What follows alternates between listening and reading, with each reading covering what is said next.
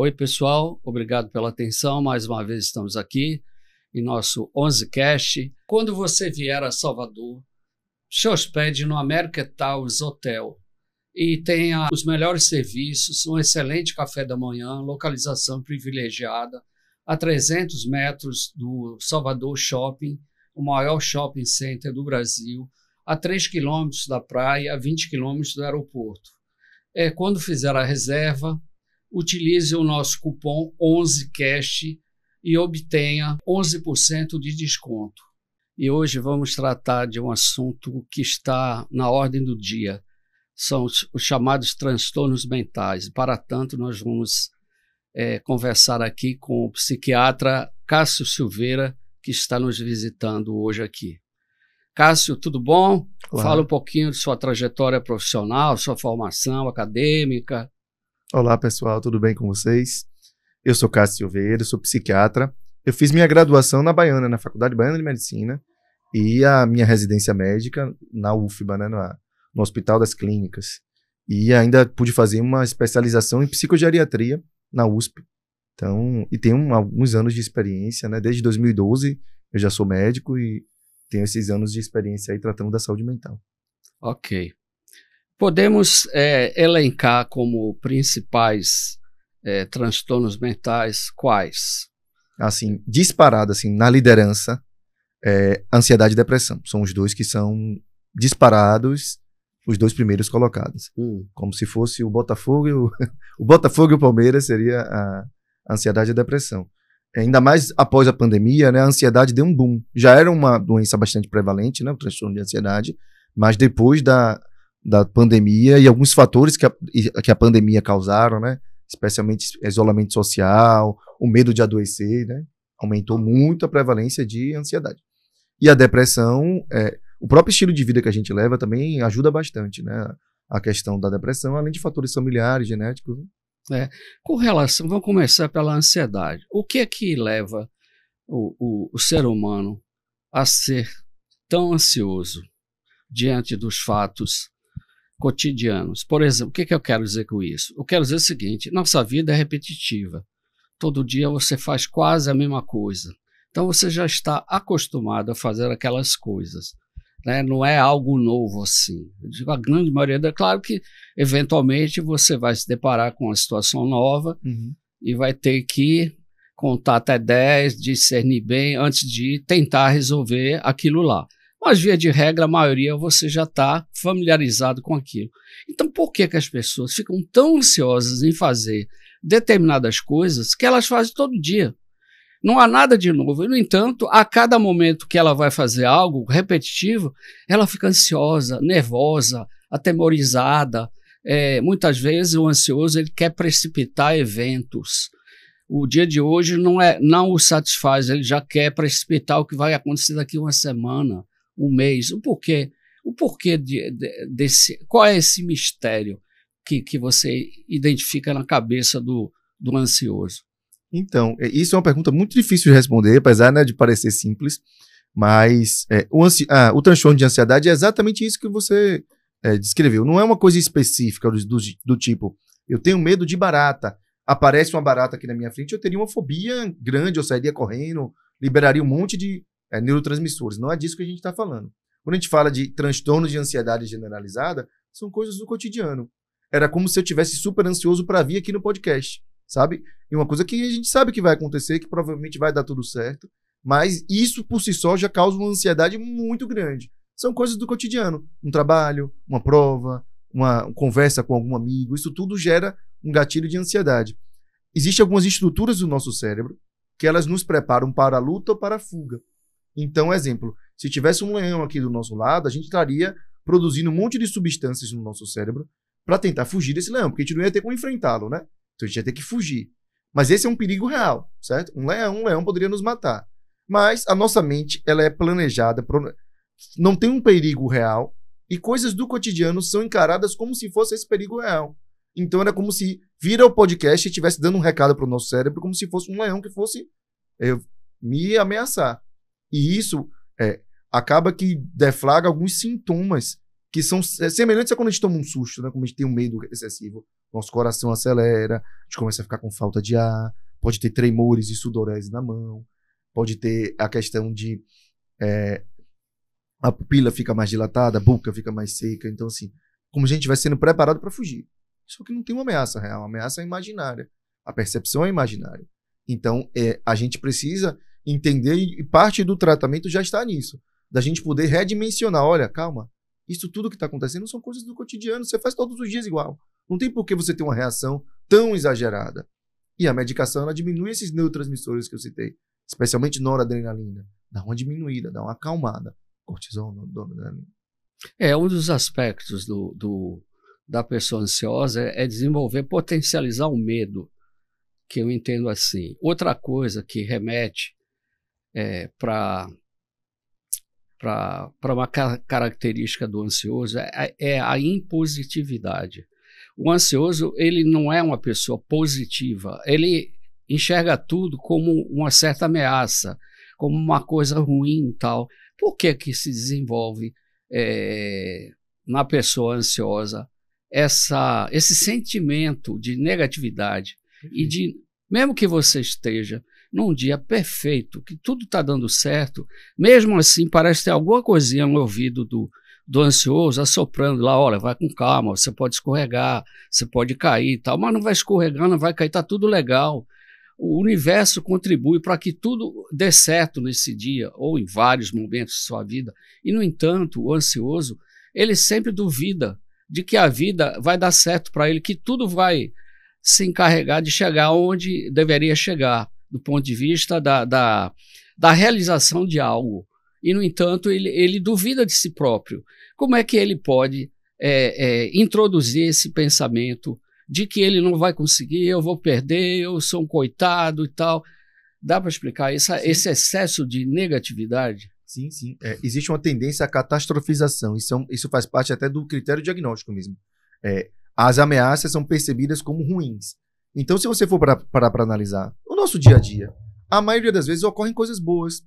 Então, assim, a gente às vezes é uma coisa ruim que acontece no nosso dia e a gente repete aquilo ali o dia inteiro, a gente se lamenta daquilo dali o dia inteiro. E às vezes nosso dia fica ruim, não porque o acontecimento em si foi ruim, mas por conta dessa sequência de acontecimentos que a gente vai repetindo e repetindo e repetindo. E isso também está nesse mecanismo da própria ansiedade, né? A percepção fica distorcida. Então já começa a ter uma interpretação do que acontece de uma maneira ruim.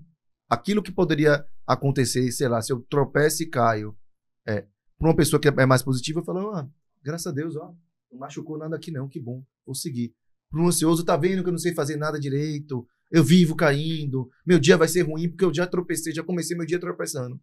Então, assim, a mesma situação, a depender do ponto de vista da pessoa que tá inserida, pode ser ruim ou pode ser bom.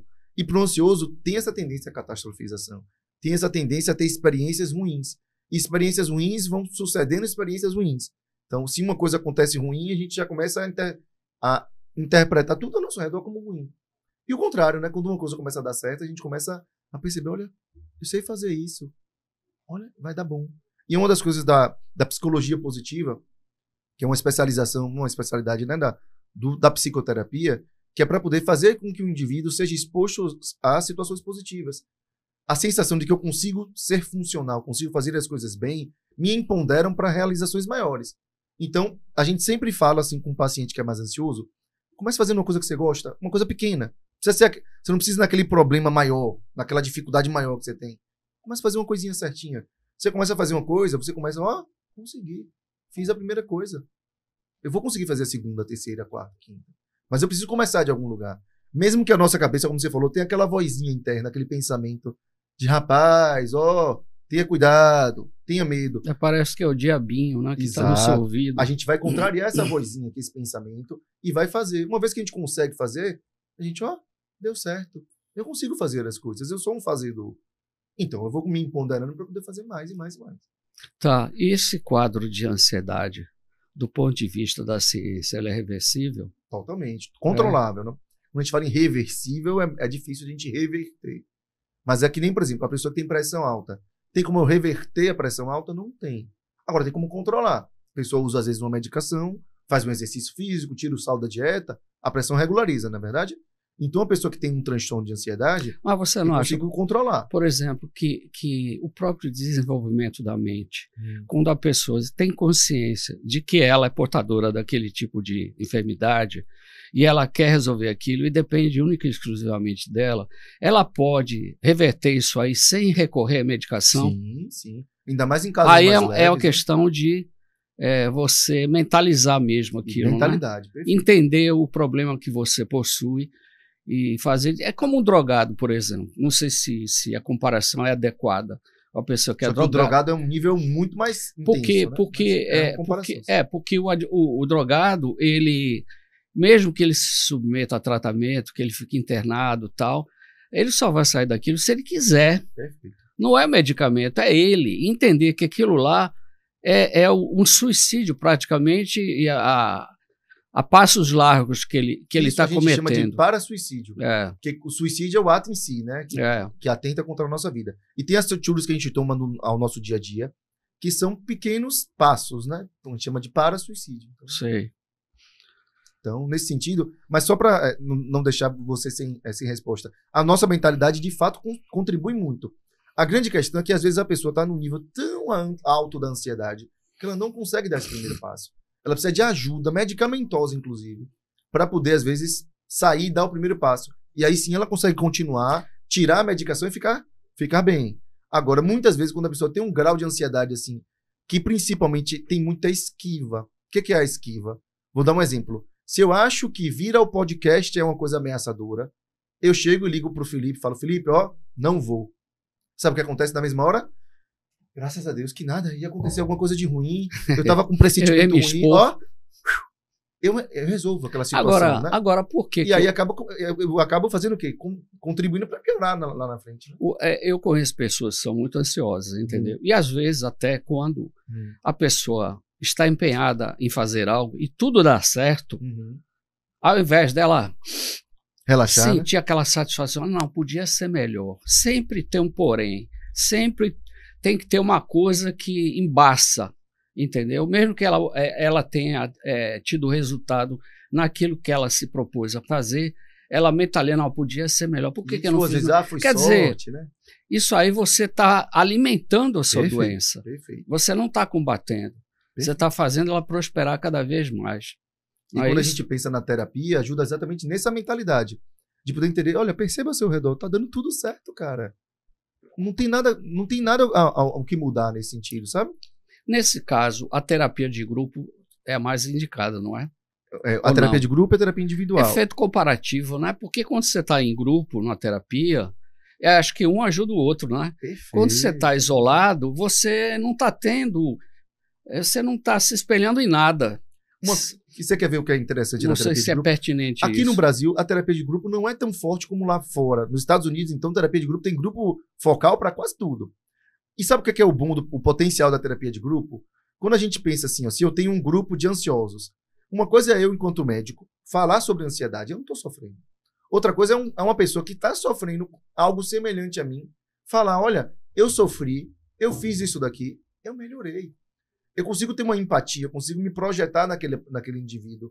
Se funcionou com ele, vai funcionar comigo. E aí a terapia de grupo é potente. Além do efeito comparativo, que eu acho que é bastante positivo, ainda tem a questão da disputa. Por que ele conseguiu, eu não vou? Eu vou conseguir, então eu vou disputar com ele, vou ser melhor do que ele. Quer dizer, isso é positivo. Isso é positivo. Nesse sentido para você reverter um problema que você tem de uma patologia, não, uma enfermidade, eu acho que isso resulta em algo bom, né? Com certeza. Esse espelhamento é importante, né? A gente olhar o outro e falar, não, eu consigo fazer melhor do que ele, eu consigo, assim como ele fez também, eu consigo dar conta, né? Certo. Importante mesmo. Tá bom. Vamos falar da depressão agora. Então, a depressão é outra pauta quente, bem prevalente. Quando a gente pensa em depressão, a gente pensa assim, em algo grave. Depressão é uma tristeza. É uma melancolia? Uma melancolia, só que persistente. A pessoa fica pelo menos de 15 dias. Alguns diagnósticos, 30 dias. Né? Depende, né, se é o DSM ou se é a CID-10, né? Mas 15 a 30 dias, pelo menos, de sintomas. Então, não é uma tristeza pontual, né? É uma tristeza persistente. E, principalmente, atrapalha a vida da pessoa. Então é uma tristeza que me impede de trabalhar, que me impede de socializar, que me impede de ser feliz, sabe? E isso daí acaba atrapalhando a nossa vida. E é persistente. Esse é o principal sintoma. A tristeza e a diminuição da energia. O isolamento também? Esse é um sintoma que a gente chama acessório. Mas os dois principais, tristeza a maior parte do tempo, a maior parte dos dias, diminuição da energia, diminuição da vontade. Esses dois, se não tiverem, É eu não falta de consigo fazer. motivação. Falta de motivação. Aí, o que é muito comum também na questão da depressão, insônia, alterações no apetite, alterações na socialização, podem ter sintomas psicóticos, podem ter ideação suicida, então podem ter outras questões também, né, de gravidade. Tá, e como tratar a depressão? Então, a depressão, ao contrário de que muitas pessoas às vezes podem pensar, não é falta de fé, não é falta de vontade, a pessoa não está ali fazendo isso porque quer, é uma doença. Assim como a asma é uma doença, a pessoa não deixa de respirar porque ela não quer, ela tem uma dificuldade de poder oxigenar, né? A pessoa que tem depressão, ela tem um transtorno mental. Mas isso é movido por algum fato específico ou não? Por exemplo, a desilusão amorosa. É um fator desencadeador. Por exemplo, o insucesso profissional. Outro fator bem presente. A perda de um ente querido. Isso. Também pode... São o que a gente chama de gatilhos. Entendi. E existem fatores químicos? Com certeza. Existem fatores, como a gente chama de comportamentais, né, que são esses. Há um gatilho, né, seja um insucesso profissional, pessoal. Existem fatores químicos. Tem pessoas que produzem menos serotonina. Tem pessoas que produzem menos dopamina do que a população normal. Para essas pessoas, elas vão ter, frente a um dissabor da vida, elas vão ter uma maior possibilidade de ter depressão. Por isso que tem pessoas que passam pela mesma situação. Algumas pessoas desencadeiam a depressão, outras não. Mas caso ambas perderam o emprego ali, ó, por que fulaninho deprimiu e Beltraninho não? Porque às vezes fulaninho tem uma produção de serotonina menor do que Beltraninho. E aí eles vão poder desencadear a depressão. Então, tem fatores genéticos, tem fatores que são epigenéticos, como assim? Situações de vida mudam a expressão do nosso gene. Como assim que ficou complexo? Se eu fui lá na infância abusado sexualmente, sofri violência física, isso molda o meu gene, isso molda o meu comportamento. E eu tenho chance de, na idade adulta, ter maior depressão, por exemplo. Então, é uma coisa que a gente chama de epigenética. É o fator ambiental mudando a minha genética. A ocorrência de um fato contundente, algo assim, fora da habitualidade, muito fora disso, algo assim, como uma que pandemia, impacta bastante, ele afeta, ele desencadeia a depressão. Agora, isso não seria uma incapacidade da pessoa lidar com fatos extremos? Ou seja, a pessoa, por si só, por natureza, ela já seria frágil. Uhum. Existe isso também, esse entendimento? Sim, então, a pandemia foi um grande laboratório nesse sentido, né? Foi um fato extremo, ninguém estava preparado. Por mais resiliente que a pessoa seja, ninguém estava preparado para o que aconteceu na pandemia. Então, coletivamente, tinham pessoas que conseguiam ter mais resiliência e passaram por isso. Tem pessoas que já são um pouco mais fragilizadas. E esses fatores que eu citei até antes, né? Às vezes traumas na infância, às vezes abusos, fazem com que a pessoa tenha mais fragilidade. Frente a um fator desse tão extremo, né? Ela desencadeia a depressão. Agora, muito se falou depois da pandemia que quando acabasse essa pandemia, no caso, né? A Covid-19, os otimistas fariam com que as pessoas enxergassem o mundo de outra forma.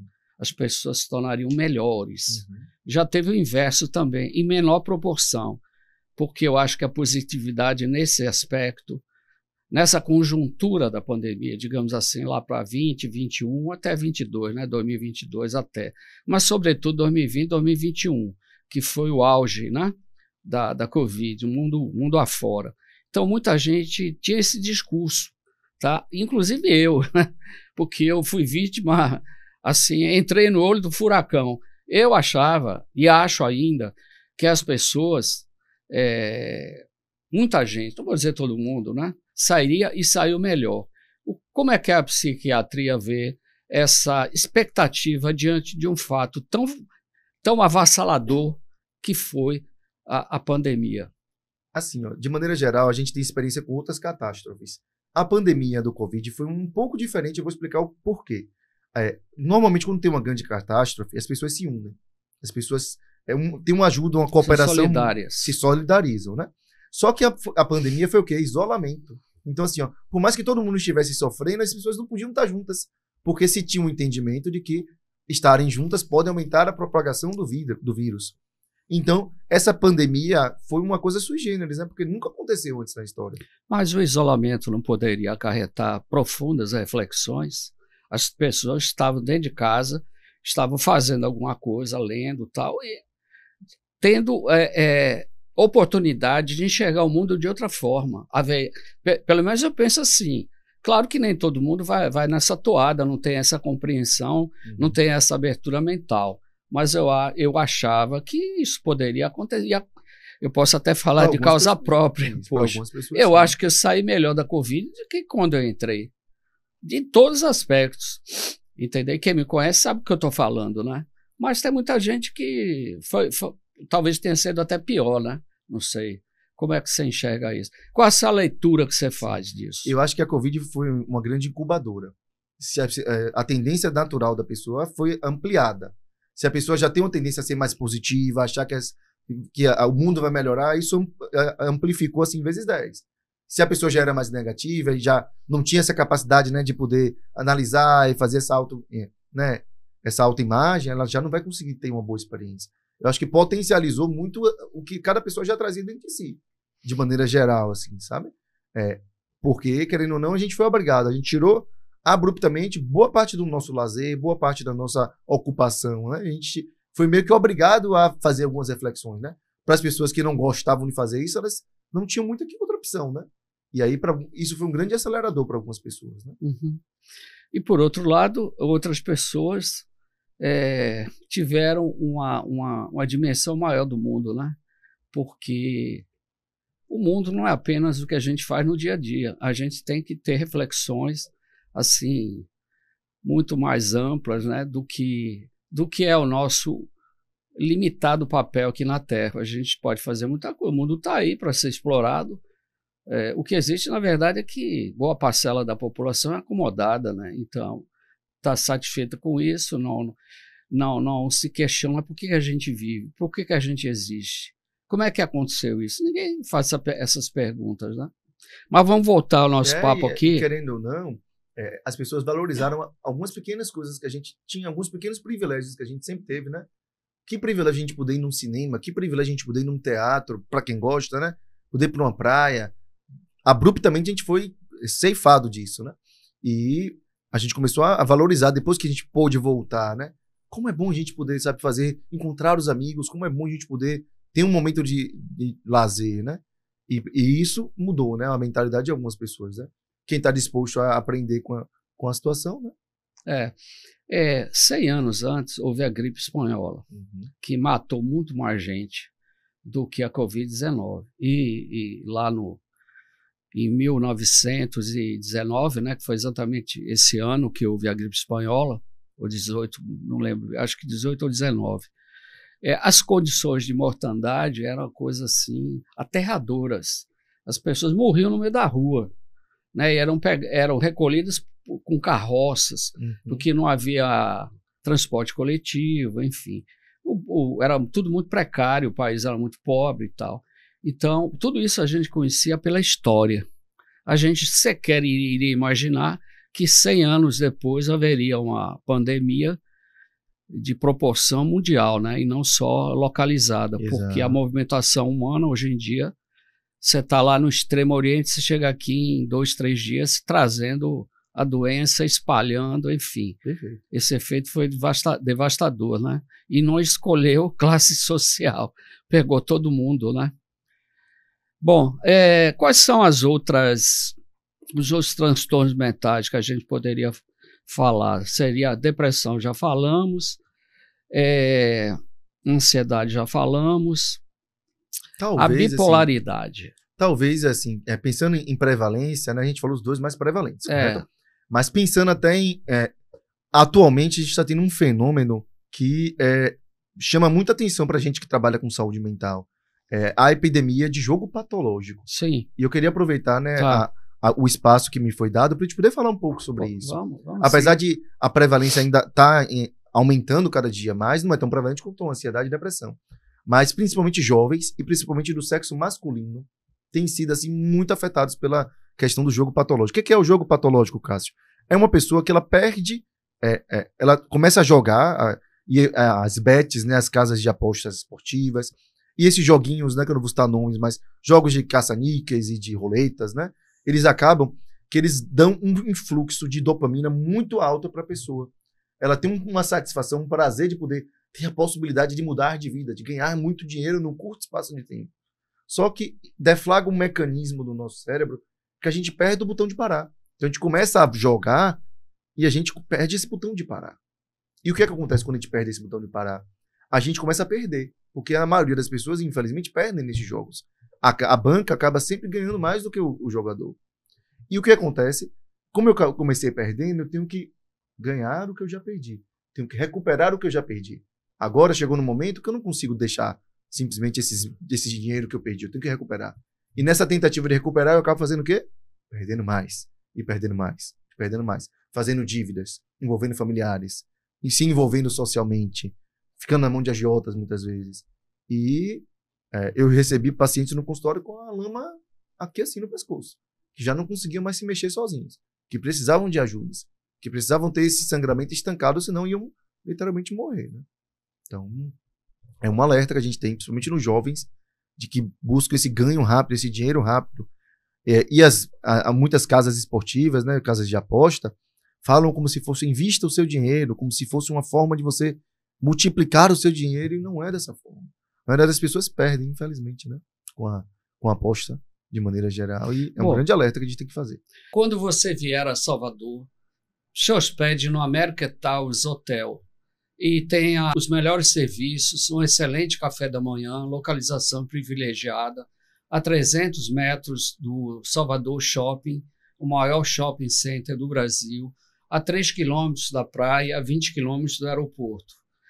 Quando fizer a reserva, utilize o nosso cupom 11CASH e obtenha 11% de desconto. Então, isso já pode ser considerado um caso de saúde pública. Sim, é um caso de saúde pública. Quando você fala em saúde pública, imediatamente você se remete a instâncias da área, instâncias governamentais, que cuidam disso, que tratam disso.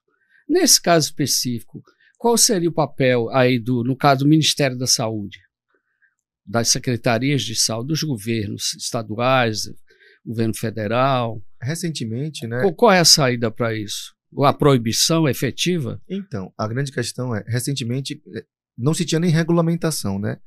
Essas casas, né, de aposta atuavam ilegalmente. Se teve uma tentativa do governo de poder regularizar e regulamentar essas casas, né? Até para se saber o tamanho do que está acontecendo, né? Que números que fazer um diagnóstico mesmo do que estava acontecendo. E aí teve um número que chamou muita atenção, que foi amplamente discutido pela mídia, né? E que é apenas um recorte, mas que a mídia acabou trazendo muito. Que beneficiários do Bolsa Família acabaram deixando uma quantia bilionária na casa de apostas. Quando a gente pensa, por que chama atenção os beneficiários de casa de Bolsa Família? Porque, em teoria, eles têm pobreza, uma pobreza muitas vezes extrema. E apesar da pobreza, eles conseguiam gastar e comprometer uma renda que já era mínima, que já era uma renda que malmente dão para eles poderem sobreviver, né, para subsistência. Ou seja, tem pessoas tirando dinheiro da própria subsistência para poder apostar, visando ter uma vida melhor, essa possibilidade de ganhar dinheiro rápido. Para você ver como é uma doença. Ela não consegue controlar, às vezes deixa de comer e levar dinheiro de levar comida para casa, para poder fazer essa aposta. Quando chega nesse nível, e a gente podendo entender, né, qual o perfil da população que está inserida, qual o perfil da população que acaba tendo mais uma aposta. E as pesquisas mostram que são mais a população C e D. Então são populações menos favorecidas economicamente. Então os governantes têm como dever proteger a nossa população, especialmente os menos favorecidos. E de poder ter mecanismos de bloqueio mesmo, assim, eu penso. De poder chegar até um limite que você não pode comprometer mais do que isso daqui. De poder ter um limite para que o indivíduo se individe. Antes da gente, digamos assim, estabelecer uma opinião acerca desse fenômeno recente que está acontecendo no Brasil e as consequências que ele pode gerar, é preciso que a gente se defronte com os dados.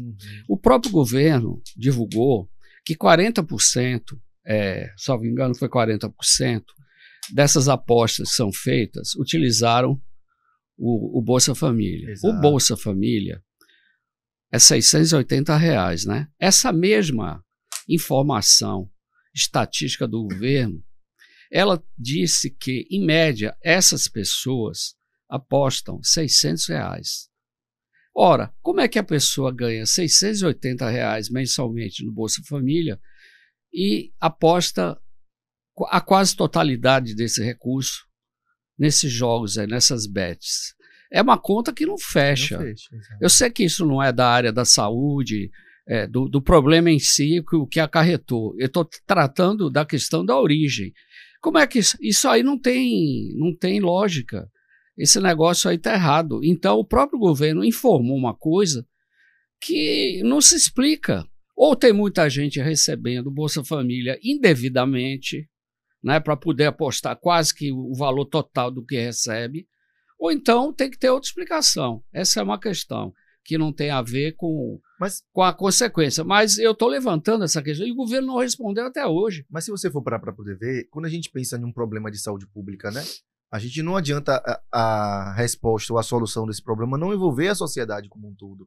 Tem que envolver questões de ciência social também. Porque se a gente for pensar que vamos tratar tudo com remédios e com terapia, se a gente não for de fato direto na causa, não adianta. Lógico que em alguns casos a gente precisa sim de terapia, precisa de remédio, mas a gente precisa ir na fonte, né, direto na causa. E aí, de fato, precisa ter um estudo mais apurado, né? Para poder entender melhor qual o fenômeno que está acontecendo. É questão também que a gente vive num momento político, uma conjuntura que por um lado existe um lado assim mais conservador, mais que enxerga a sociedade de uma faceta diferente, e o outro de um grupo político que quer liberalizar tudo, que acha que tem que ser tudo, mas não é assim. O governo também existe para disciplinar a vida dos cidadãos. Regulamentar, né? Regulamentar a vida. Tal coisa pode, tal coisa não pode. Para isso que existem as leis. Então, à medida que você torna tudo possível, aí surgem esses grupos, via de regra, do exterior, essas empresas, né, com os testas de ferro aqui no Brasil, que estão ficando bilionárias, né, com tanto dinheiro correndo aí. Por outro lado, você há de convir também, essa é a minha opinião, quando você tem o jogo, você tem o quê? O que é que está em volta do jogo? Droga, você tem prostituição, você tem marginalidade, você tem lavagem de dinheiro. Tudo isso vem junto, entendeu? O jogo não sobrevive sozinho. Ele tem que trazer isso tudo aí que está vinculado a ele, entendeu? Então, essa é uma questão de uma análise muito mais profunda, né, que envolve outras áreas, como você bem disse, e que é preciso que haja um freio nisso. Mesmo que seja uma coisa lateral, mas tem que ter, porque existem outros problemas na vida dos cidadãos que não são esses. Eu, pelo menos, não tenho nenhum problema disso aí, porque eu não jogo, não acredito em nada disso, até porque as próprias loterias oficiais estão viciadas, a gente sabe disso, né? Ninguém é ingênuo a ponto de achar que tudo aquilo lá acontece mesmo, é válido e tal, mas enfim, isso é outro papo. A questão, queria voltar um pouquinho aqui para o nosso roteiro, queria que você falasse um pouquinho da bipolaridade agora. Perfeito. Quando a gente pensa no transtorno bipolar, ele tem esse nome, né, bipolar, 2 polos. Um polo a gente já abordou aqui, que é a depressão. Então, pessoas que têm transtorno bipolar também têm depressão. E qual seria o outro polo? Seria a mania, que seria a euforia. Excessiva. Então, isso. Então, a pessoa vai ter momentos de depressão, de tristeza, e momentos de euforia extrema. Só que não é uma alegria descontrolada. A pessoa não está se sentindo bem. Ela está eufórica, ela não consegue controlar essa energia. Então, ela está cheia de energia. Um aumento da energia, uma diminuição da necessidade de dormir. Eu não preciso dormir. Estou cheio de energia. E eu estou desorganizado mentalmente. Meu pensamento está tão acelerado que muitas vezes eu não consigo ter ideias, não consigo falar como eu estou falando contigo aqui. Porque meu pensamento está... Não consigo nem acompanhar o ritmo, as minhas palavras não conseguem acompanhar o meu pensamento. Isso daí é passível de tratamento, porque isso daí é uma tempestade neuronal. Isso causa problemas para o nosso cérebro. Agora, existem outros sintomas também, né? Da bipolaridade.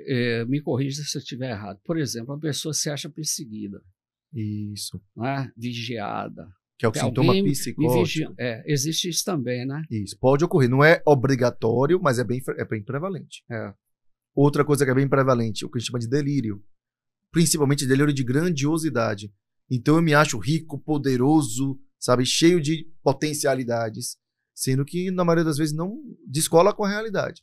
Então muitas pessoas que às vezes estão em surto, né, estão em crises de mania, elas podem contrair dívidas, elas podem ter comportamento sexual de risco, elas podem se envolver com o uso de drogas e de substâncias ilícitas. Então é um problema também de saúde pública, um problema grande. O bipolar, ele também vê imagens? Isso, que aí ele acha que está vendo alguma coisa que não tem nada ali, ele está vendo, está imaginando que existe aquilo ali. Perfeito, que é o que a gente chama de alucinação. Alucinação, Isso, ou a alucinação pode ser auditiva, que é a mais comum, então eu começo a ouvir uma voz, ou ouvir alguma situação, ou pode ser auditiva, visual, que é a menos comum, e que eu estou vendo algo que só eu consigo ver, que é sui generis. Agora, o bipolar, ele chega a se ferir? Não, normalmente não. Não, automutilar, normalmente não. Normalmente a automutilação está presente num outro diagnóstico da psiquiatria que se chama transtorno de personalidade borderline. O borderline, sim, pode ter essa questão da automutilação. E dentre essas, esse está entre os mais prevalentes ou teria outras mais prevalentes? Sim, TDAH... o transtorno de personalidade estão entre os mais prevalentes, sim. E a questão do transtorno bipolar. O TDAH que você citou aqui agora é outro que tem sido campeão de consultas lá no consultório e tem uma prevalência, né, uma quantidade de casos grande. E quando a gente pensa em TDAH, tem muitos adultos que depois de, né, de já terem a sua vida construída, descobrem ou são diagnosticados com TDAH. Porque quando a gente pensa em TDAH, né, transtorno do déficit de atenção e hiperatividade, a gente pensa logo no adolescente, na criança, né, que é bem comum que seja diagnosticado ainda na infância ou na adolescência. Mas tem muitos adultos que também são diagnosticados na idade adulta, quando a gente pensa em alguns sintomas, né? Principalmente nessa questão de desorganização. O TDAH ele não consegue ter rotinas, eles têm dificuldades de criar rotinas. Então aquelas pessoas que não conseguem concluir o que começam a chegar atrasados com o tempo todo, eles não conseguem ter uma linearidade assim nas ações, eles ficam muito desorganizados. Aí a gente começa a suspeitar do TDAH. O bipolar, antigamente, era o paciente maníaco-depressivo. PMD, isso. Que era PMD. psicose maníaco-depressiva. Depois virou ciclotímico. A ciclotímica ainda existe até hoje. Mas não é o bipolar? Não, é outra doença. É outra coisa? É. E se quiser eu explico. É difícil o ciclotímico. Ciclotímico, ele cicla entre a depressão e a mania. Só que a ciclagem é muito rápida. Então eu posso estar em um dia mais deprimido, no dia seguinte eu já posso estar eufórico. É uma ciclagem mais rápida do que no transtorno bipolar. No transtorno bipolar, eu tenho que ficar 7 dias em mania. 7 dias eufórico. Na ciclotimia, eu posso ficar um dia eufórico, um dia depressivo. Não, é questão de tempo. Tempo. E os transtornos alimentares, como a bulimia, e a anorexia. Né? Eles têm uma característica em comum. Existe uma distorção da autoimagem, da própria imagem. Então, me olho no espelho e me acho super gordo. Então, porque eu estou gordo, eu vou fazer o quê? Vou restringir minha alimentação. Ou eu vou purgar, eu vou ter a bulimia, ou seja, eu vou vomitar para eu poder não engordar. Por quê? Eu me olho no espelho e não me vejo com o corpo que eu tenho atualmente. Geralmente são essas modelos, né? São mais comuns nos homens, ou são mais comuns, desculpe, nas mulheres. Isso. E apesar dos homens, também tem uma possibilidade. Tem muitos homens que não acabam... A anorexia é um pouquinho diferente. Tem homens que são vigoréxicos. A anorexia ela não come, a bulimia ela come e vomita, não é isso? E aí, às vezes, tem homens que se olham no espelho, se acham pequenos, se acham pouco... a musculatura pouco desenvolvidas e querem malhar, e às vezes acabam restringindo a alimentação também, porque eles querem só ganhar músculos. E é importante falar que tem muitos casos de distorção morte. da autoimagem. Tem gente que morre. Sim, ficam tão desnutridos com que anorexia, que pode desencadear outros problemas orgânicos, né? Gástricos. Isso. Pra você ter uma ideia, pessoas que têm bulimia... Até cardíaco, né? Até cardíacos, né? Porque falta alguns nutrientes, né? E aí acaba danificando o próprio coração. Tem pessoas com bulimia que vomitam tanto que elas laceram o esôfago.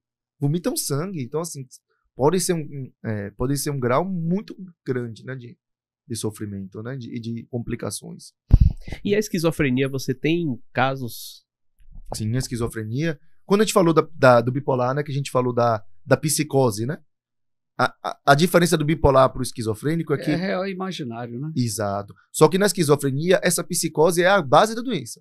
Ele não tá deprimido, ele não tá triste, ele também não tá eufórico, mas ele consegue viver numa realidade que só existe para ele.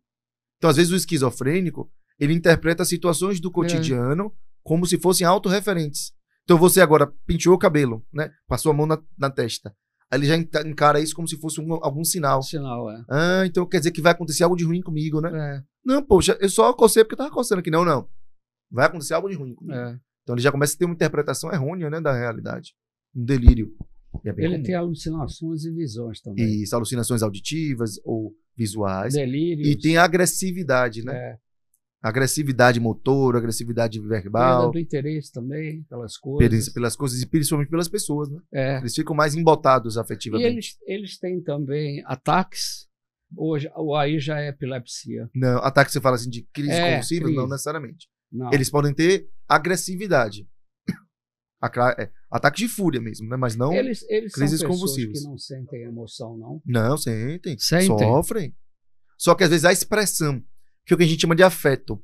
Vou dar um exemplo. Se você me conta uma piada, eu consigo entender que é uma piada, eu vou dar uma risada aqui pra você. Entendi. Se você chega e fala, cara, olha, deixa eu te falar, aconteceu uma coisa muito triste, eu fico, poxa, realmente, né, tá triste. Eu consigo modular o meu afeto. Uma pessoa, às vezes, que tem esquizofrenia, ele não consegue. Ele tem a mesma reação, seja alegria, seja tristeza. Ela não tem essa reatividade no afeto, né? Agora, Por eu isso vi aqui os tipos de esquizofrenia, eu queria que você falasse um pouquinho. É paranoide, que é a mais paranoia. comum, isso. É Hebefrênica. hebefrênica, Hebefrênica do hebefrênica. adolescente. né? catatônica e indiferenciada. São Pronto. 4. 4. A esquizofrenia paranoide é de longe a mais comum, que é a paranoia mesmo, é a psicose, propriamente dita. O hebefrênico é quando é o adolescente. E o início dos sintomas ocorre ainda na infância, na adolescência. São casos muito graves, na maioria das vezes, porque a gente não conseguiu formar muito bem a nossa personalidade. A gente não tem muito aparato para poder lidar com as adversidades, né? Ainda são em período escolar, imagine. Então, às vezes é muito mais grave. Quando a gente pensa na catatonia, o paciente fica catatônico. O que quer dizer catatônico? Paradão. Então, tem pessoas que, uma das critérios, eles não se mexem, eles não comem, eles não bebem água. E se você deixar ele numa posição aqui, ó, de antálgico, uma posição difícil aqui, ele fica aqui, ó, horas. E aumenta lá, causa dor, aumenta o lactato, aumenta o CPK, tá lá. Não se move, ele tá imóvel, tá catatônico. Esse é um dos graus mais graves, né, da esquizofrenia. A gente precisa ter uma conduta, muitas vezes, assim, de internamento, muito grave, assim, né? E o indiferenciado aí? O indiferenciado é que a gente não consegue diferenciar muito bem, né? Tá. A gente não consegue dizer se é catatônico, se é o paranoide, Só né? misturam, né? Ou às vezes, quando fica o residual, como a gente chama, né? Passa tanto tempo de sofrimento que ele fica mais residual, ele fica meio plano, aquela coisa meio embotada, né? Certo. E o esquizofrênico, ele precisa fazer, além do acompanhamento terapêutico, a medicação, ela é pro resto da O vida? resto da vida. Diagnóstico de esquizofrenia, medicação o resto da vida. Ele tem que usar o que a gente chama de antipsicótico. Porque quem tem esquizofrenia tem excesso de dopamina em algumas áreas do cérebro. E aí a medicação baixa essa dopamina nessas áreas do cérebro. Teve um caso em São Paulo, não, alguns já. Mas o mais famoso é um cara que matou os pais. Acho que é Rugai o nome dele. Que a crônica e a imprensa divulgou aos borbotões que ele era esquizofrênico. O esquizofrênico chega a ser violento? Não necessariamente é um critério, né? Todo esquizofrênico é violento, mas alguns podem ser. Eles são violentos quando eles E eles perdem a noção do que estão fazendo? Então, eles são violentos quando eles se sentem ameaçados. Vou dar um exemplo assim, ó. Se eu tivesse suficientemente convencido de que você fez aquilo dali como um sinal de que você fosse me fazer algo mal, eu poderia reagir a isso. Eu poderia me defender. E eu ia me defender com todas as forças que eu tenho. Por isso que às vezes falam, o paciente esquizofrênico ele é mais forte, né? Para que... Não, porque a gente é forte. Só que o que me impede de poder fazer um mal para você? A questão social, né? Mas assim, eu conseguiria fazer um estrago muito grande. O esquizofrênico, ele não tem, às vezes, esse clique de parar, sabe? Então ele, às vezes, é muito violento, às vezes fazem coisas muito Agora, se ele agressivas, está à margem da sociedade, se ele está alheio, se ele não sabe diferenciar o que ele pode fazer ou não, ele pode matar uma pessoa. Por isso achando que está fazendo uma coisa normal. Pode. Por isso que nesse momento de crise ele tem que fazer o quê? Ser internado. É. Ele não pode conseguir. Ele coloca as pessoas em risco. Então ele tem que ser afastado momentaneamente medicado e depois é devolvido à sociedade. Essas internações, você que é psiquiatra, já houve um tempo aqui no Brasil que as pessoas com transtornos mentais, elas ficavam em sanatórios aí, ficavam até presas, acorrentadas e tal. Período tenebroso que a gente viveu na nossa história. Agora, uma pessoa dessa solta num sanatório desse, ela tem que ser controlada o tempo todo, né? Então, quando a gente fala de contenção, né? Existe a contenção hoje em dia que é a mais preconizada, que é a química. Então, se o paciente agitou, eu vou dar uma injeção. Eu vou dar uma contenção química, eu não vou precisar necessariamente contê-lo fisicamente. Se, por exemplo, após uma contenção química, ele continua agitado, por uma medida de segurança, eu posso contê-lo breves momentos, meia horinha ali, fisicamente, até a medicação fazer efeito, depois eu tiro a contenção. Mas tem muito colega seu, muito psiquiatra, que defende que a pessoa, tudo bem que ela esteja nessas localidades, nessas instituições, elas não podem ser dopadas, são contra a dopagem, são contra tudo, né? Então, como é que você vai poder, digamos assim, cuidar dessa pessoa que está assim, num estabelecimento desse, num sanatório? Normalmente, essa pessoa que defende isso nunca atendeu um paciente grave. Né? Nunca viu um paciente agressivo, violento, ameaçador. Ele seria o primeiro a pedir, não, medica ele, vamos acalmá-lo. Porque assim, é muito fácil ideologicamente falar sobre os direitos, uma agressão. Mas quando ele ameaça a um coletivo, ele precisa ser contido quimicamente. Inclusive, um conforto, uma dignidade para esse cidadão ele poder ter esse conforto químico, né? De poder ser contido no momento de agressividade. Então, as pessoas que defendem, às vezes, isso, não atendem pacientes graves, não estão lidando com isso no dia a dia. E quando se aplicava a terapêutica do choque? Que também não se faz mais, né? Faz ainda? Sim, inclusive a terapia de ponta. Nos grandes hospitais, nos grandes centros, ainda se faz. O que a gente chama de eletroconvulsoterapia. Qual o efeito do choque? A eletroconvulsoterapia, né? Ela é feita para poder, como se tivesse dado um reset naquela pessoa. A pessoa que está agressiva, que está muito psicótica, que está muito deprimida. Ela utiliza aquele ECT, que hoje em dia ele é feito num local, numa clínica, sob sedação. Então a pessoa está com um anestesista lá, monitorando os dados vitais. O objetivo é que, através de um choque, você tem uma convulsão. E aí a convulsão faz com que o paciente melhore. Não é o choque necessariamente que melhora, mas é a convulsão. O paciente, quando convulsiona, ele melhora da sintomatologia. Então, o choque seria o indutor. Isso. O choque seria o indutor. E acredite, já foi pior. Sabe como é que a gente induzia, Felipe, a convulsão antigamente? Você dava insulina para a pessoa tinha uma coma hipoglicêmico e tinha uma convulsão. Olha que agressão. Hoje em dia, a gente dá um pequeno choque na região bitemporal, sob sedação, a pessoa está com relaxante muscular no corpo todo, então ela não vai se machucar, ela não vai ter uma convulsão tônico-clônico, né? Ela vai estar curarizada, ela vai estar relaxante muscular e num ambiente totalmente seguro. Então, hoje em dia é uma terapia, inclusive, muito cara e restrita, mas muito eficaz. Muito eficaz. Interessante isso.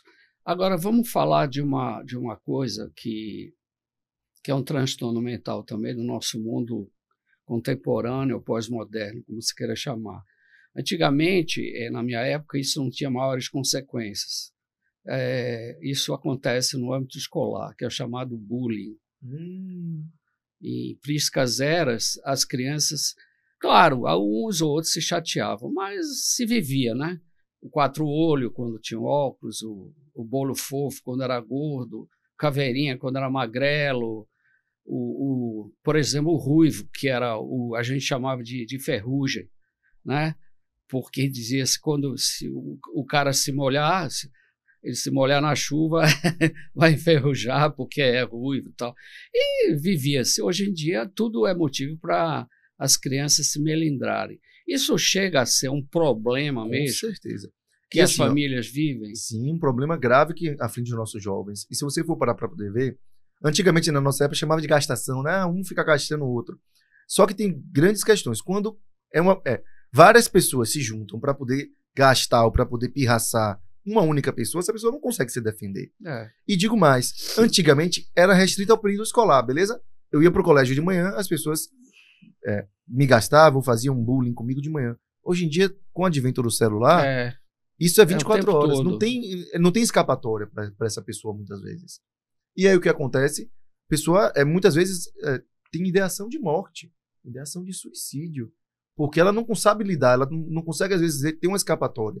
E a gente precisa proteger as Ou nossas até crianças. matar o colega Ou que até fez matar, o bullying. né? Por isso que muito comum, aqui menos, Nos né? Mas Estados Unidos tem lá muito fora, isso. muito isso de você comprar armas e poder ter E o grandes pior é que massacres. ele né? mata o cara que fez bullying com ele e mata a sala toda. A sala toda que não tem nada a ver com isso. Então, Como isso é um teve o problema. caso de Suzano lá, né? Sim, infelizmente, né? Que não é tão comum aqui no Brasil, mas que infelizmente ocorre. E quando a gente pensa em forma de poder coibir esse bullying, a gente precisa acolher as nossas crianças. A gente precisa ver se nosso filho tem alguma alteração de comportamento. Era aquela pessoa que era comunicativa, Que começou a não ficar quer mais mais pra isolada, escola. não quer ir para a escola, tá mais estranho, tá mais isolado. Converse com seu filho. E, principalmente, faça com que ele consiga ter uma autoestima, ele consiga se defender. Por isso que a gente sempre fala assim que a arte marcial é tão importante. Não para poder a pessoa se tornar violenta, não é disso. Mas é para poder utilizar e se defender quando necessário for. Então, se tiver um valentão, um cara lá querendo fazer bullying, o que a gente pode fazer? Fazer o quê? Se defender? Olha, se afaste de mim, eu não estou gostando do que você está fazendo. E se defender quando for necessário. Quando você vier a Salvador, se hospede no American Towers Hotel e tenha os melhores serviços, um excelente café da manhã, localização privilegiada, a 300 metros do Salvador Shopping, o maior shopping center do Brasil, a 3 quilômetros da praia, a 20 quilômetros do aeroporto. Quando fizer a reserva, utilize o nosso cupom 11CASH e obtenha 11% de desconto. Eu vi também, eu fiz uma leitura de algumas coisas. Eu vi que em 2023, segundo dados oficiais do governo, houve o pagamento de benefícios por incapacidade de transtornos para 288.865 pessoas, que representa 38% a mais do que em relação a 2022. Mais de um terço de um ano para o outro. É uma coisa avassaladora, né? Avassaladora. E são anos produtivos, né? São pessoas em plena capacidade produtiva. E quando a gente pensa em afastamento, a gente tem que falar, não tem como não falar, sobre o burnout, sobre o estresse funcional. E o burnout é muito prevalente em algumas classes profissionais, especialmente assédio moral também? O assédio moral pode potencializar esse burnout, né? E aí em algumas classes profissionais, principalmente quando envolvem lideranças, né? Isso explica para o público o que seria o burnout. Burnout é exatamente esse estresse profissional, esse estresse funcional. É quando o trabalho, questões profissionais, levam a pessoa a ter um estresse, uma ansiedade muito grande. E aí a pessoa não consegue exercer o trabalho adequadamente, começa a ter alterações no seu sono, começam a ficar irritadas, às vezes até agressivas verbalmente. Mas o desencadeador, o gatilho, foram questões profissionais. Mas de que tipo, por exemplo? Cobrança de tarefas? Vou dar um exemplo. Na pandemia, os profissionais de saúde sofreram muito com burnout. Por quê? Altas jornadas de trabalho. Então, trabalhando às vezes mais do que 60, 80 horas semanais, sem um descanso adequado. Certo. Que um dos principais fatores para o tratamento do burnout é o quê? Descansar. A pessoa poder ter um momento de folga. E ocorre exatamente o contrário. Quando a pessoa não tem esse descanso, não tem esse momento de folga, está lá submetida a grandes rotinas de trabalho, especialmente se você tem papéis de liderança. Então, às vezes é assim, eu sou lá um médico plantonista, chefe do hospital da Covid. Eu volto para casa para poder descansar, tem alguma intercorrência, ligam para quem? O chefe. O chefe vai ter que responder. Então, ele não consegue desligar, ele não consegue relaxar. E isso daí, muitas vezes, fomenta esse burnout, esse estresse funcional. Certo. E aí, essa incapacidade é um dos motivos de algumas classes profissionais, bancários, né? O bancário tem altos índices de suicídio também. De suicídio, infelizmente. É uma carreira que agora eu não sei porquê. Cobrança excessiva. Muita cobrança. O desempenho. Desempenho, metas. Metas. E às vezes metas muito difíceis de serem alcançadas. Então, e aí sem ter uma compreensão da chefia superior muitas vezes, e aí desencadeia esse estresse funcional. Né?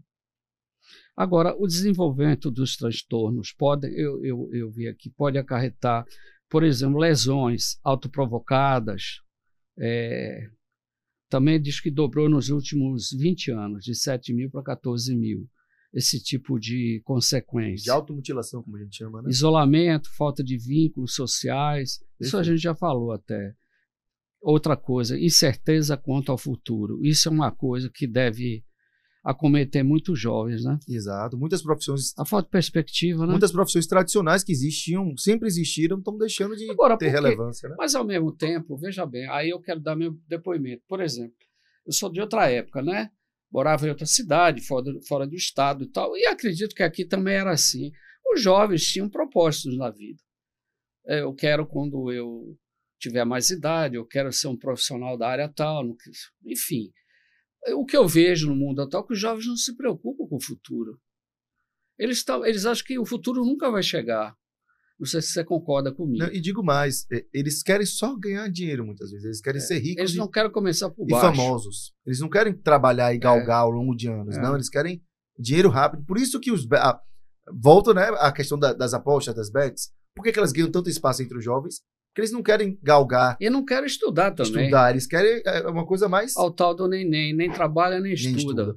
E querem ter uma vida de luxo. É. Então aí é um terreno fértil, né, para isso. Para o adoecimento mental, porque muitas vezes pessoas não vão conseguir, vão se decepcionar, vão deprimir.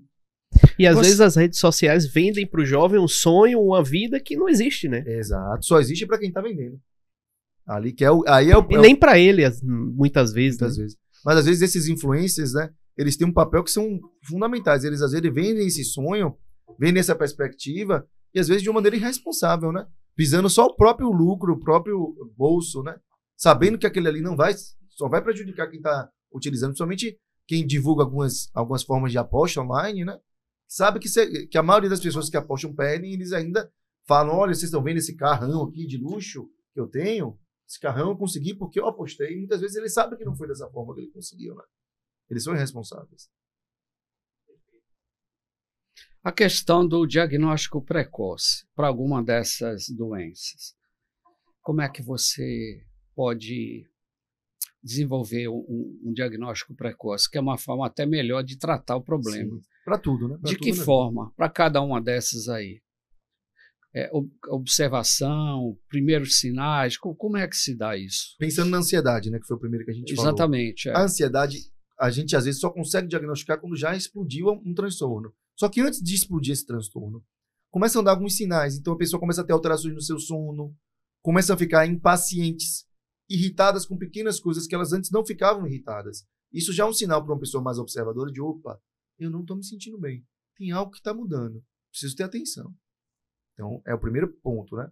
Pensando na ansiedade. Pensando na depressão, muitas vezes o desencadeador, que antes era um quadro mais grave, uma perda realmente muito mais importante. Às vezes, pequenas frustrações do dia a dia já me levam a ter grandes prejuízos, né? E eu não fico aqueles 15 dias, né, que eu falei do diagnóstico, mas eu começo a ficar mais isolado, começo a ficar tendo menos prazer, menos vontade de fazer as coisas. Mas eu ainda continuo fazendo, né? Eu não cheguei a necessitar de um tratamento, mas eu já comecei a dar primeiros sintomas, né? De todos, o que é mais difícil, que é o grande desafio, é o bipolar. Pra você ter ideia, tem um estudo que mostra que o tempo médio de diagnóstico do transtorno bipolar são 10 anos. Por quê? Porque a gente consegue diagnosticar muito bem o transtorno bipolar quando ele tem a crise, quando ele entra em mania. Antes disso, é muito difícil. A gente acha que é depressão, e aí, às vezes, não consegue diagnosticar adequadamente. Então, é um desafio o diagnóstico precoce para o bipolar. E o TDAH também, né? Quanto antes a gente poder diagnosticar na criança, no adolescente, melhor o prognóstico, né? A esquizofrenia, então, nem se fala. Quanto antes a gente poder iniciar o uso do antipsicótico, melhor o prognóstico do paciente. A psicose, ela é tóxica para o cérebro. Ela causa uma inflamação no cérebro. E isso daí, se você não tratar adequadamente, ele vira uma forma residual. Aí é mais Pelo difícil. que você falou no começo da depressão como o transtorno mais grave, né, desses todos, mental, você tem Talvez ideia não, da população mundial? É que ele é muito prevalente, assim, né? População mundial, quantos por cento você acha? Ou não tem? Não tem estatística, eu só não sei essa estatística de cabeça, assim. Que eu vi algo em torno de 5%. É algo nessa natureza. Mas Mas aí esse dado pouco, está né? subestimado porque Tá foi pré-pandemia. subestimado, Foi pré-pandemia. É Mas que eu tô te o perguntando. bipolar são 2% em média. Eu estou te perguntando isso porque, por exemplo, a diabetes, dizem que 1/3 da população mundial tem diabetes e a metade não sabe, ignora. É um número bastante expressivo, né? Que é uma doença cada vez vai numa crescente maior. Por hábitos alimentares, hábitos de vida errados, né? Hereditariedade também, tudo isso influi, né? Com certeza. Pela sua experiência, na maioria dos seus casos que você atende, a maioria das pessoas chegam ao seu consultório por iniciativa própria ou por uma influência familiar? Perfeita pergunta. E é importante perceber de que muitas vezes a gente tem um ente querido, a gente tem um familiar, que a gente nota uma alteração do comportamento. E a própria pessoa não tem o que a gente chama de autopatognose. Ela não consegue identificar que tem algo de errado em si mesma. Ela precisa da ajuda de um familiar, que vai olhar e falar assim, nossa, eu tô achando ele tão mais triste, tô achando ele tão mais deprimido, tô achando ele tão isolado. E aí vai levar no meu consultório e eu vou poder falar, olha, de fato ele está deprimido. Às vezes, por iniciativa própria, a própria depressão, por exemplo, ela não consegue, a pessoa não consegue ter energia, vontade para poder sair de casa. Quem sai, ela vai num psiquiatra. Então ela não vai sair por iniciativa própria muitas vezes. Então, às vezes, ela precisa de ajuda nesse sentido. E a negação da doença por parte da pessoa? Isso é muito comum também. Muito comum. E até da família. Muito comum. Meu filho é perfeito, meu filho não tem problema nenhum. O autismo, então, muito comum. Muitas mães, às vezes, demoram de levar o filho para poder ter os estímulos, porque para o autista, principalmente o autista, a criança, quanto mais estimulado ele for, melhor habilidades sociais ele vai adquirir, menos grave a doença vai se tornar na idade adulta. Mas muitas mães, por conta dessa negação, não levam o filho para poder ser estimulado. E aí, às vezes, cronificam uma doença que poderia ter um melhor prognóstico, né? E que no final a vaidade da pessoa, né? Sim. Não da pessoa que tem a condição. Como se fosse alguma coisa de errado, né? Como se fosse, como se fosse um atestado de que algo de ruim aconteceu. E muitas vezes é a ignorância mesmo, assim, de poder não estimular e não tratar adequadamente, né? E quais são as medicações e tratamentos adequados? Quando a gente pensa assim, na depressão e na ansiedade, a gente tem a mesma medicação na maioria das vezes, que é o antidepressivo. Eles agem na serotonina, na noradrenalina, na dopamina, na serotonina, né? E elas tratam tanto quadros de depressão quanto de ansiedade. Quando a gente fala depressão unipolar. Quando a gente pensa na depressão bipolar e no transtorno bipolar, a gente pensa no estabilizador de humor. Lítio, divalproato, lorazepam, né? Que é um antipsicótico, mas como estabilizador de humor. Quando a gente pensa nas psicoses, como a esquizofrenia, a gente tem que tratar com um antipsicótico, né? Tem os remédios aqui que eu anotei, fluoxetina. Que é um antidepressivo, isso. Escitalopram. Isso, que é um mirtazapina. Isso. Diazepam. Aí já é um ansiolítico. É para uma crise de ansiedade. Eu até tomei um desses aqui quando eu estava com Covid. Depois, na recuperação. Possivelmente estava mais ansioso, né? Quetiapina. Para que serve isso? Quetiapina eu nem me lembro. Você lembra, Felipe? Quetiapina? É quetiapina. Sono. Isso, na dose baixinha. Foi. Bromazepam. Que é um mesodiazepínico. Clozapina e lorazepam. Todos esses PAN, né? Clonazepam, bromazepam, alprazolam, diazepam, clonazepam, todos são ansiolíticos, né? Todos são usados para crises de ansiedade. Já a clozapina que você falou é um antipsicótico, ele é usado para o tratamento de esquizofrenia refratária. Essa questão aí da resistência da família que a gente estava falando, isso tem a ver com a falta de conhecimento dessas doenças, do tipo, é muito comum, senso comum, né? Sem conhecimento nenhum. As pessoas, não, não tá maluco, é louco, não sei o quê. Isso é um estigma muito grande, né? Tem gente que acha que isso é o fim do mundo. Ter um filho maluco, louco, sei lá. Isso. No passado era muito pior ainda. Muito Quando pior. você falava que você tinha um filho louco, era manicômio judiciário pro resto da vida, né? Exato. Você acha que ainda existe uma falta de conhecimento, a má interpretação? Sim, com certeza. Porque a doença mental é uma doença como outra, né? Tem tratamento, enfim. Você pode minimizar ao máximo, eventualmente até se curar, né? O O estigma pesa muito? Pesa muito. Lógico que cada vez mais com o advento das redes sociais, né? Imagina, eu estou num podcast falando sobre saúde mental. Quando que a gente pensaria que lá atrás a gente teria esse espaço para poder falar sobre isso? Verdade, abertamente, de uma maneira direta, sem medicinês. A gente poderia falar aqui para que as pessoas entendam. Isso não era disponível lá atrás. Por isso que cada vez mais você tem que ter essa prevenção, né? Como é que a gente previne saúde mental? Conhecimento. Conhecimento é prevenção de saúde, de adoecimento, né? Mental. Então, para a gente poder melhorar a nossa saúde mental, tem que ter conhecimento. A população tem que ser informada. A buscar ajuda, principalmente quando está adoecida, né?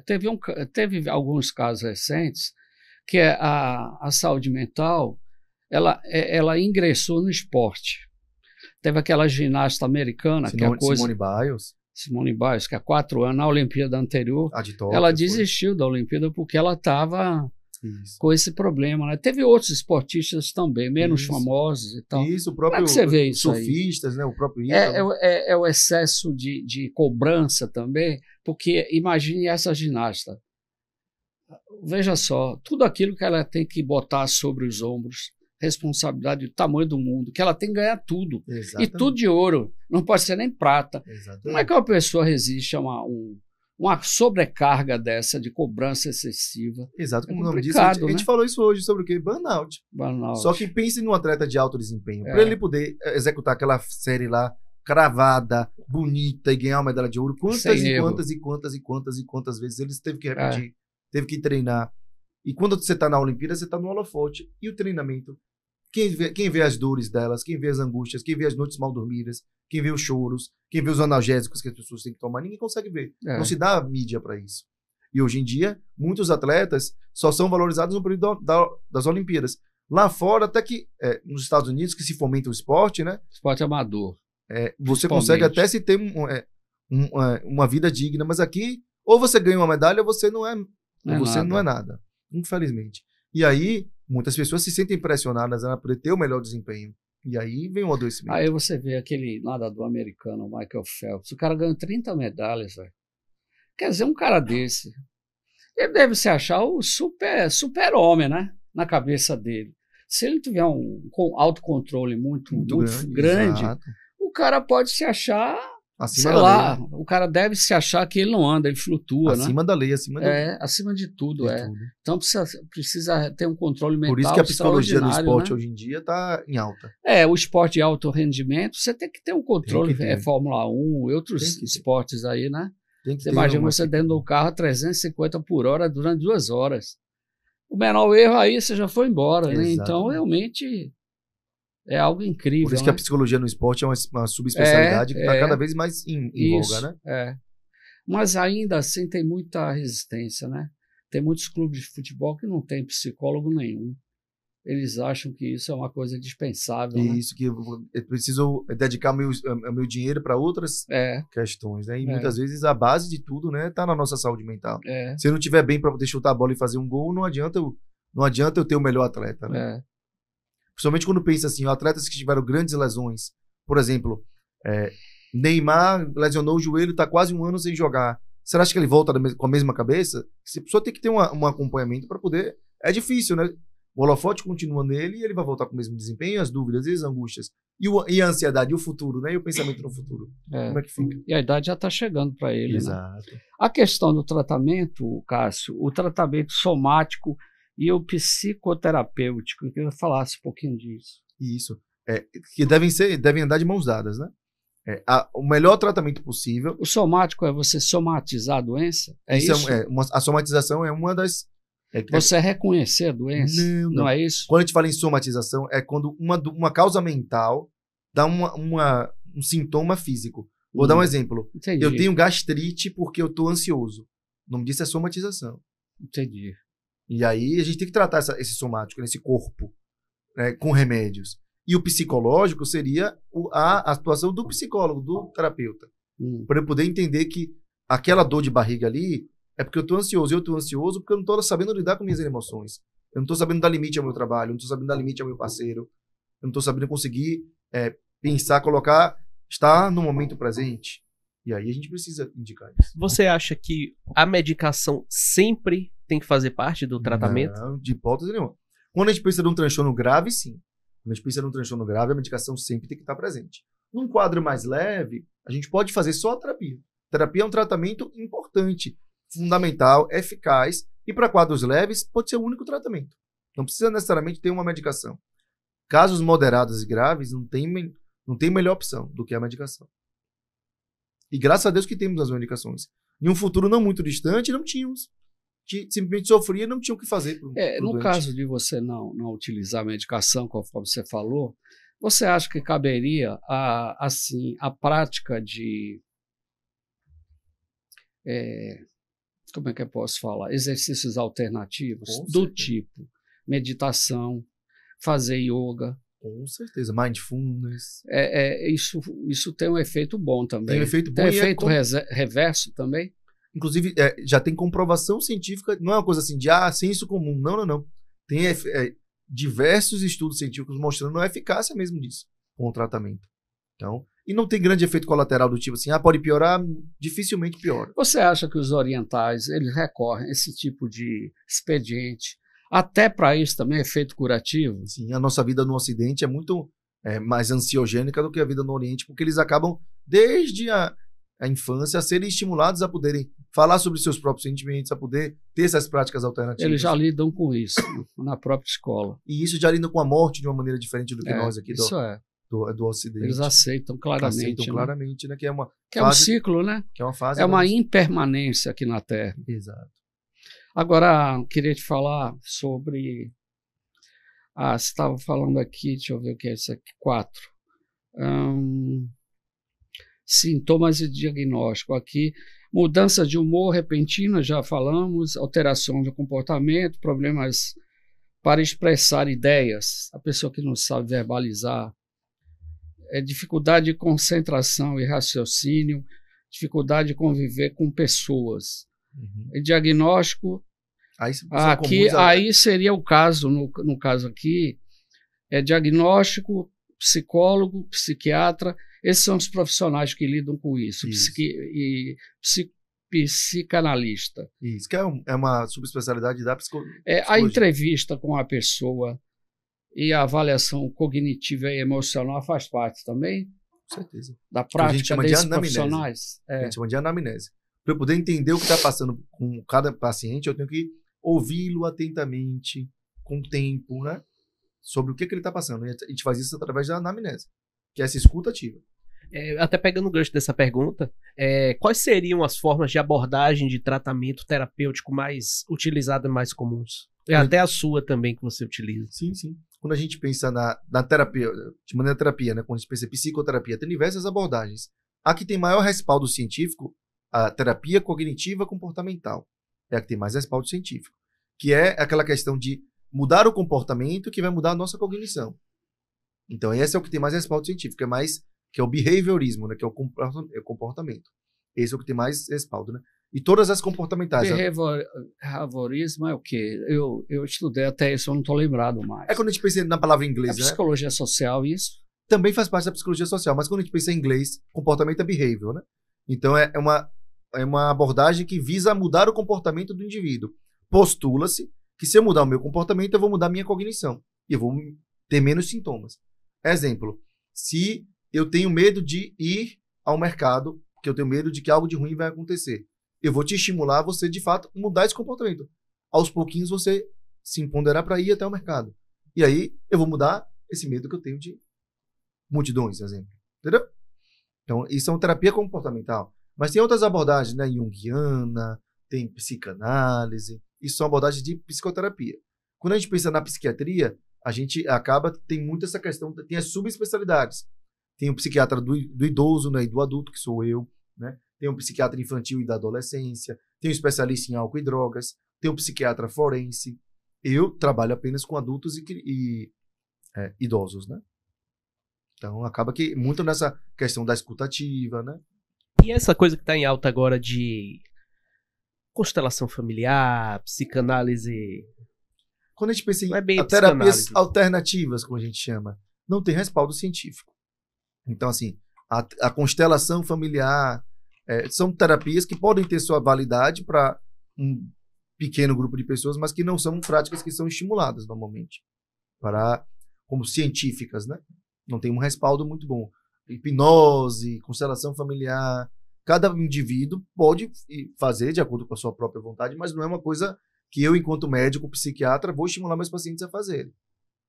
Seria uma abordagem mais esotérica. Isso, né?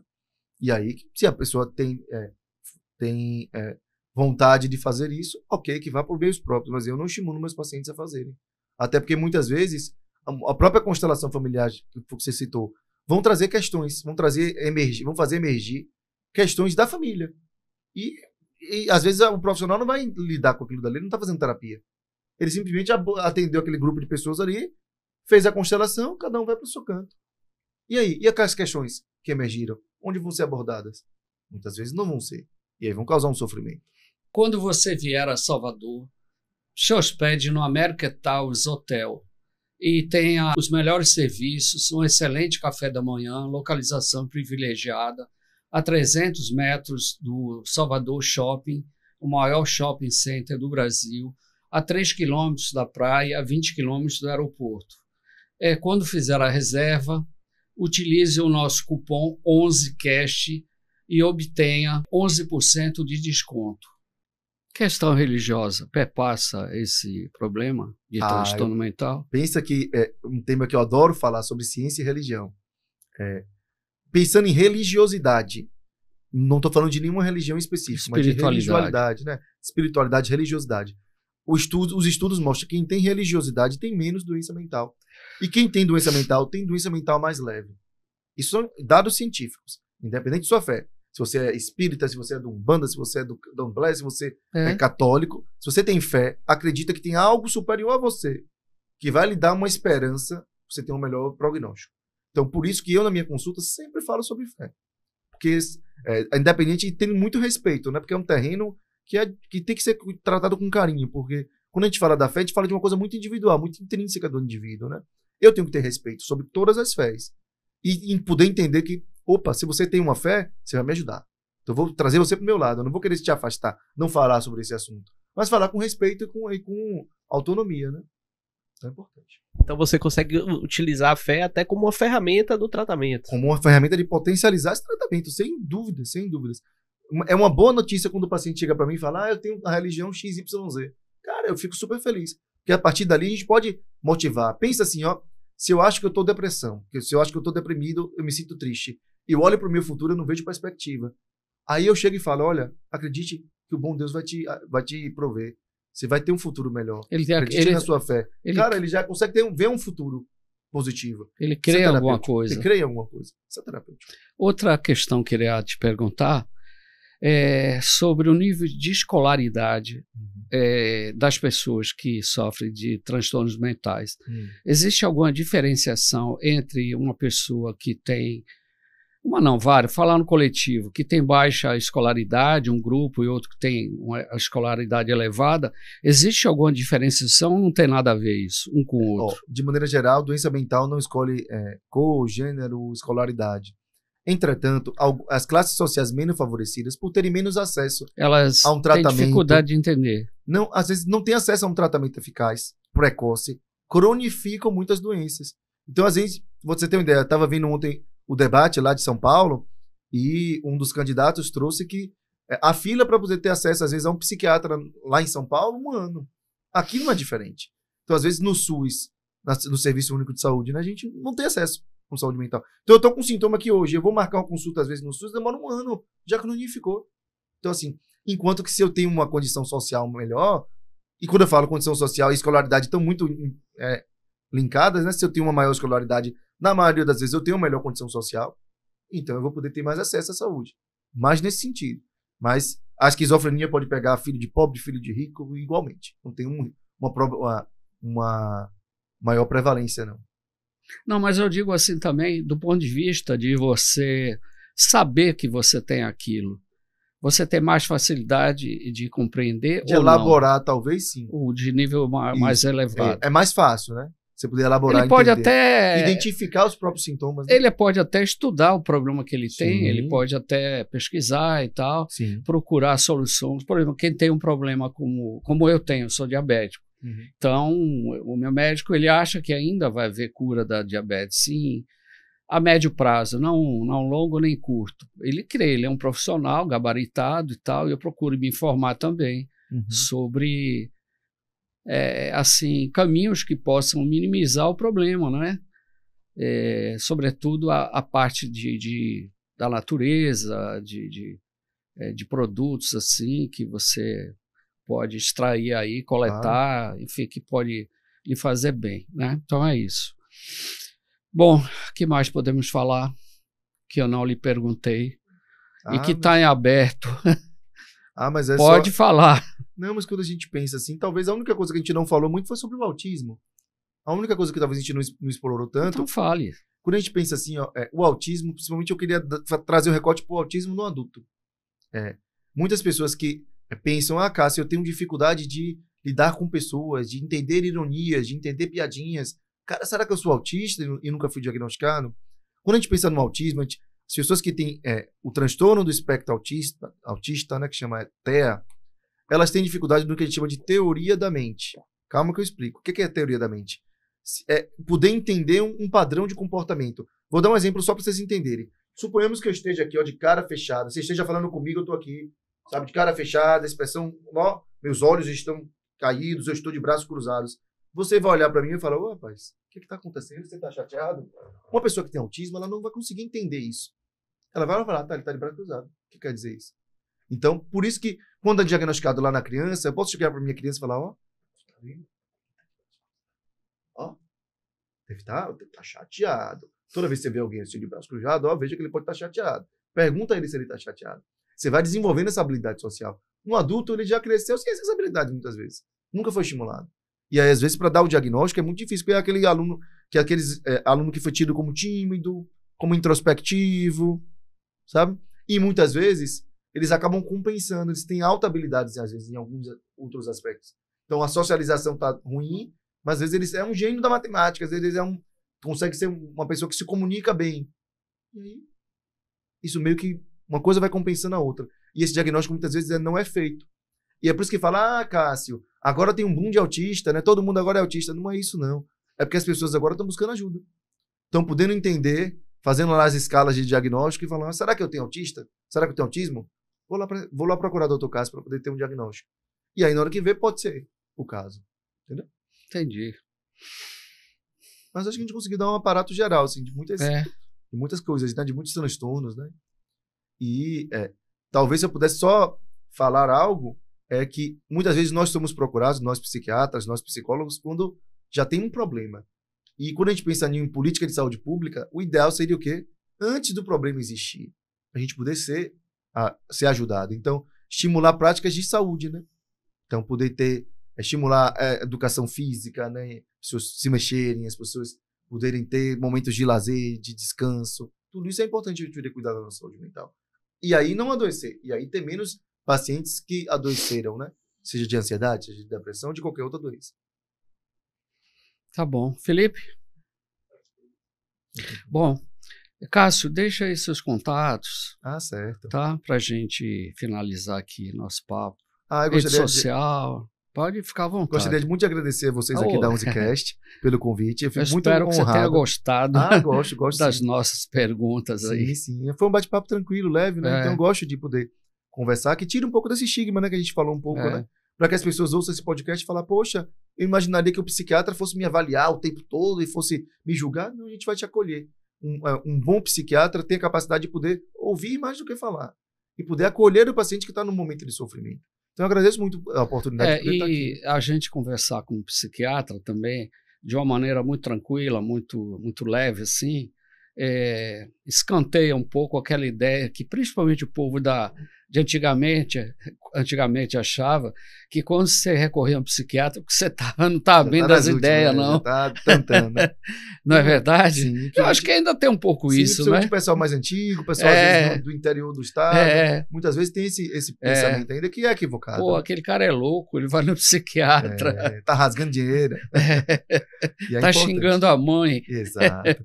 E aí a gente pensar que buscar antes, né? Começar a ter os primeiros sintomas, buscar ajuda. Então, mas aí, deixa esses contatos aí, telefone, rede social, fica à vontade aí. Sim. Minha rede social, né, a principal que eu utilizo é o Instagram, que é o Cássio Psiquiatra. Então, @Cássio Psiquiatra, tá lá. Tem todos os meus meios de contato lá, o telefone, o WhatsApp, né? Meu consultório fica aqui no Bahia Executive Center, na Clínica Seine, que também está lá na minha bio, Que bairro é Bahia Executive? Aqui pertinho da gente. Sim. Estamos aqui numa rua paralela, que é pertinho daqui, no próprio Aquela Minas rua, Árvores. Como é que chama ali? Almerino Rem. Almerino Rem, E aí, tá pertinho daqui. Ali do lado da Casa do Comércio. Em frente à Casa do Comércio, perfeito. Mas todos os meios de contato, basta pesquisar no Instagram, Cássio Psiquiatra, ou jogar no Google, Dr. Cássio Silveira Psiquiatra. Vai estar lá, facinho, aparece logo os meus contatos, para a gente poder ter uma marcação, poder ter contato comigo, mandar uma mensagem. Se vocês tiverem alguma dúvida, poxa, Cássio falou sobre autismo Fiquei com dúvida, vai lá no Instagram, manda uma mensagem para mim, mande um comentário para mim, que a gente estou à disposição para poder interagir com vocês. Tá bom, muito obrigado, viu? Agradeço. Agradeço penhoradamente a sua vinda. Agradeço. Ok?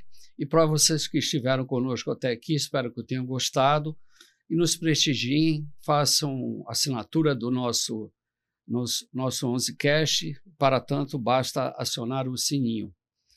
Obrigado e até a próxima.